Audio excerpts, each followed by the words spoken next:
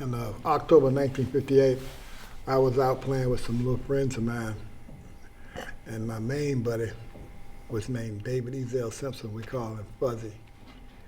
And we had some little white kids that we played with, and we ran up and down the streets with our dogs. And it just so happened on that day we were playing in this big pipe.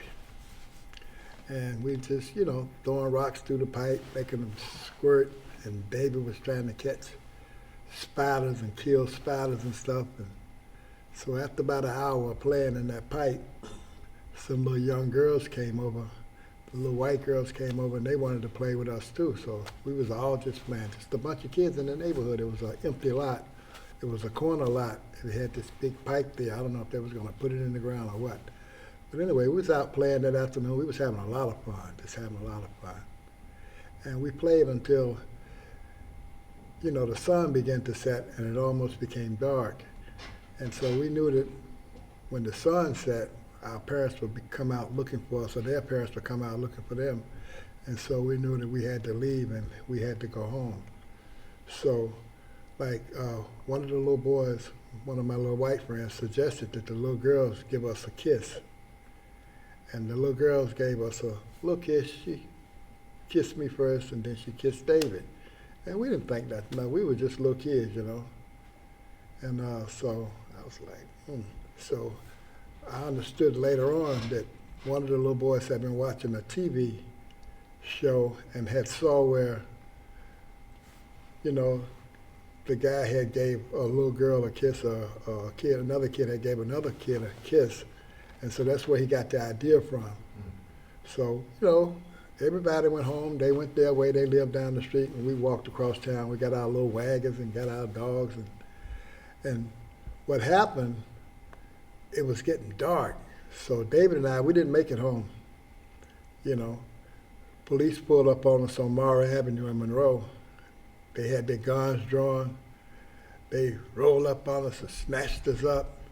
Yeah, there they go. We could see their lights blinking before they stopped because Mara Avenue in Monroe is a busy street and it's a lot of traffic. So they pulled us over and they said, come on here. Y'all going to jail. Y'all done raped the little white girl.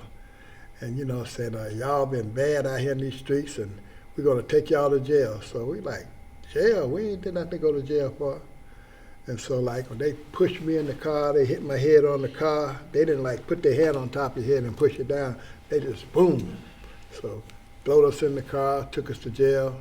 And when we got down to the booking station, down in the booking station where they book people in at the adults, we were just little kids.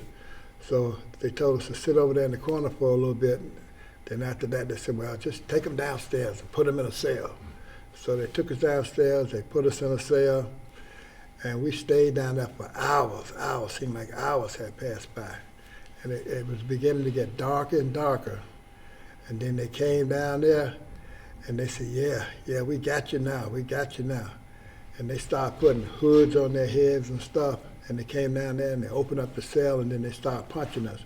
They started hitting us in the chest and in the stomach area. They wouldn't hit us in the face. And so I didn't know what to think. I was over there in the corner. I was saying, oh my God, oh my Lord, what we do. We didn't do nothing wrong. So we were just screaming and hollering. And after they beat us and then they throwed us back in the cell, and I was like, oh Lord. So we was hollering for our mama and everything else, but no parents came. Nobody came to our rescue. We were just stuck down in the bottom of that cell, and those policemen were just beating us. And so I didn't know what to think. And eventually they took us out of there that night, took us across the street and put us in the big jail where they had the drunk tank and the drunks coming in and people getting booked on real serious crimes. So they took us out those holding cells, and I didn't know what to think. They put you in with the adults? Yeah. I didn't know that. They took us over into the big jail and threw us in over there, We wasn't actually in the cell with them. They had empty cells, so they threw us in another empty cell. They took us out the holding cells downstairs. And I was like, oh my God, what is going on? And so we was asking for, where's the chief at? We was asking for the chief of police, but he never showed up. So in about a day or two, they took us into court. And when we got to court, it was a judge in there, and there was a little short man. I didn't know who he was. He had on a suit, and come to find out, he was the Attorney General of the state of North Carolina. And they gave us some porter-corner lawyer, and he said a couple words. And then the judge said, well, okay, well, we'll fix this. We're going to send us y'all to Morrison Training School. Was your mother present? No, our mother wasn't present. We didn't see our mother for 7 days. And they like sent a probation officer, came and put us in a little like black Ford car, like a probation officer, and they drove us all the way to the training school, to Morrison Training School. And when we got there, the superintendent and his wife was waiting for us. And so I didn't know what to think. I said, oh Lord, where's our mama? We was asking for our mama, asking for our mothers. And our mothers never showed up. Let me just ask you one thing. When you came before the judge, did you get a chance to say your side of the story? Did they ask you questions? No, because we didn't know what to tell. We said, we ain't did nothing wrong, we ain't did nothing. You know, and David, he was jumping up, you know, saying, we didn't do nothing wrong, why y'all holding us, you know? Did they tell you how long you were going to be in the Morrison? Nope, they didn't tell us how long. Did they tell you why they were sending you there? Nope, they said we had kissed a little white, no, they said we had raped a little white girl. And you know, it was only a kiss, but they said, And wasn't it a kiss on the cheek? Yeah, she kissed us on the cheek. And we wasn't thinking about no kiss. Baby, he running around chasing spiders, and we throwing rocks and acting up, and you know how a bunch of kids do. We're just acting crazy on that corner in those pipes. It was a big metal pipe. And next thing I know, they took us to jail. And I was scared to death. I didn't know what to do. Then they started beating us. I said, oh God, oh Lord, oh my God, we ain't did nothing, why y'all beat? We couldn't understand why grown people was beating us up. But we didn't have nobody to defend us. So all we could do was just holler and cry and scream. And we kept saying, where's our mama? Y'all need to call our mama. And what did the officers say when you said that? They didn't say nothing. They were just talking to themselves. You know, they didn't pay us no attention, like we didn't exist. What did you think when the men with the white sheets came in? Oh, at first I thought they was playing. You know, they come in there with those sheets. I figured they was playing. I didn't really think they was gonna beat us up or nothing. But they put them sheets on their head, and they came down there and got dark and cut off the lights, and they just beat us up. They turned off the lights and Yeah. did that? Yeah. So eventually we ended up we had the First Circuit Court in Virginia. We ended up there. They took us into other courts, and we didn't get out. You know, we didn't never get out till we found out that Eleanor Roosevelt had started writing letters, and that she was involved in the case. We saw her do an interview on the news with Walter Cronkite, and after a while, the governor contacted us. You know, Governor Luther Hodges, and eventually he signed the pardon. He said, release these kids because this don't make no sense. And people all overseas, everywhere was protesting, and they was writing letters. And you know, they were saying that's wrong. What y'all doing to these little boys is wrong. And eventually we got a pardon. So at 7 and 9 years old, I was like, a pardon? What's the pardon? But when they told us we had a pardon, I was happy. I was just jumping. Yeah, we going home, we going. Everybody, all the other little kids was happy for us. They said, y'all going home, y'all going home. Y'all got a pardon, y'all got a pardon. So eventually, probation officer came and drove us to Charlotte. They had moved our family up from Monroe, moved us in a section called Double Oaks. It was a nice, had a Double Oaks school, had swimming pool, had parks. It was a nice neighborhood. And they had That was the ran out. projects, right? Hmm? It was the projects. Yeah, it was a project. It was a project. Projects. And they had chased our family out of town. They had killed my dog, shot up our house, and you know, bullets. They had to get out there and sweep bullets off the porch, and it was just terrible. They just kicked our family out of town. I don't know how they got out of town, what truck took them, or how they was able to get to Charlotte. But I know they moved our family to Charlotte. They lived up the hill. We all lived on the same street. They lived on Horn Drive, but they lived up on the hill, and we lived down at the bottom of the hill where you go through to go to the elementary school. Why did they kill your dog? I mean, this was The Rusty. dog was barking, I think. That's what it was. You know, 'cause somebody come around our house, Rusty, he didn't play. He would bark. And David had a dog named Bullet, and we both had dogs. And they shot the dog house. They were shooting at the house. They had bullets flew all on the porch. They shot at the dog, shot up the doghouse and killed the dog.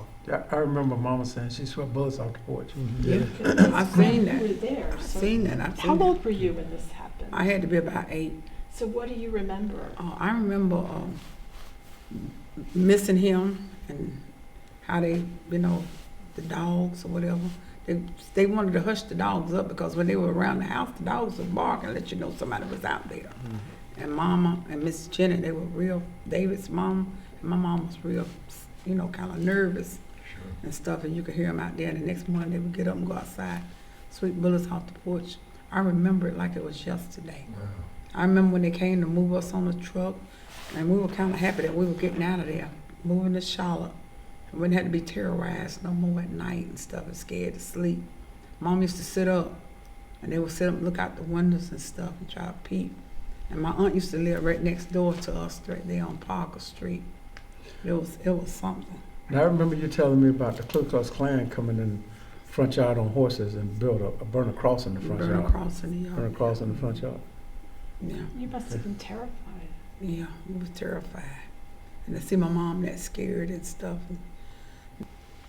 Were you able to visit your brother at the Morrison School? They didn't allow you to visit. So your mother was Morrison not allowed to visit? She didn't visit for a long time, and it seemed like it was forever before they got a chance to see him and David. And another awful thing that you said on Oprah was you talked about you had to see this psychiatrist. Yes. Can you tell us about that? Yeah, every week I had to see a psychiatrist. This was after you got out. After I got out, yeah. So I guess that was part of my release, was to go see a psychiatrist once a week. So I would go in there and he would say, "Oh, you ain't nothing but a little rapist. You're a little rapist. You done did this and This did doctor that." said that to you. Yeah, and you must be, what did he say? So you must be crazy or something. And, they need to castrate you and stuff like that. He was talking about castrate. So I didn't know what it meant, because that was a big word to me, Yeah. castrate. I didn't know what that meant. I said, "What is that?" And he said, "Oh, I didn't know, But that's all he kept saying, they need to castrate you. You were such a little kid. How Yeah. does a little kid make sense of that, of what happened to you?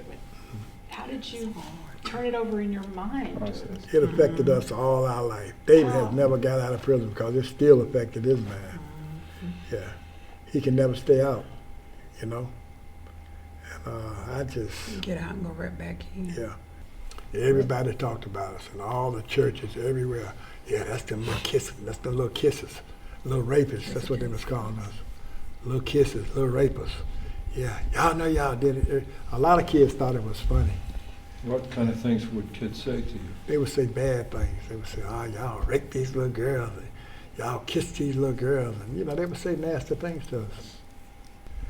It was bad because all night long you could hear the cars going up and down the street because the police station was close to the road. They had 2 buildings. Down here, they had like central booking. And up here, they had like booking for the drunks. And down there in the bottom of that cell is where they had us in the holding cells where they would put the drunks at, And we could, we was just hollering and screaming, and we could hear them bringing other people in handcuffs and shackles and stuff. And we didn't know, I had seen the Ku Klux Klan. I had seen them burn crosses on people's yard. I had You seen them mentioned march. that In you'd seen Monroe? burn I had crosses seen all in- that. in- Yeah, I had Did seen you all also, Ms. Kraft? yeah. Yes. I had seen all that. And I thought they was going to kill us. And we was just hollering and screaming. "Oh, I want to get out of here. Call my mama, And we started kicking on the wall and stuff, how kids do. We Did wanted to that get help out of get there. anybody's attention? They wouldn't pay us no attention. They just talk junk. "Shut up back there." That's what they were saying. So what they did, they got on a pickup truck. All of them got their guns, and they was riding around looking for us. But the police found us before they could find us, because they would have shot us. Yeah, they was mad. They was going to kill us. We going to kill them little niggas. We're going to kill them. They had these guns, And like I said, they shot up our house. They shot up. That was a mob. That wasn't the police did that. That was a mob. So it was terrible. A lot of people didn't want nothing to do with it at all. Were They afraid. wouldn't My aunt said, "Don't come down here with this mess now." These are later years, but she just died, about 8, 9 years ago. When you talk about going down there, doing something about the kids, said, "Don't bring it down here." She Yeah. said it was too much going on when it was when it was happening. Cause she was She still don't wanna living bring in him back. Monroe. She's still living in Yeah, Monroe. my Aunt Isabel, yeah. Don't come down here with that stuff Yeah. right now. They just swept it under the rug. They just tried to move on. Even the city just tried to move on. The people in the community. It's people going to church together. People working in the community. And when you start talking about the kissing case, they remember because it was a divided town. The town was divided because of the kissing case. You know, and you had to go to work for these people. Black folks work for the white folks, and Yeah. and out of the good graces of white people, you got a job. So, That was you the know, only way. Don't come back down here with that mess. that's Oh, that's Lord. that's the They didn't environment. wanna That's hear what it. it was. Nobody wanted to hear about it. So to get along, everybody go along to get along and keep moving. Don't talk about the kissing case. Let's just keep going. That's a thing in the past. Yeah. Keep moving. A lot of people still don't know about that, you know. Yeah. Very true.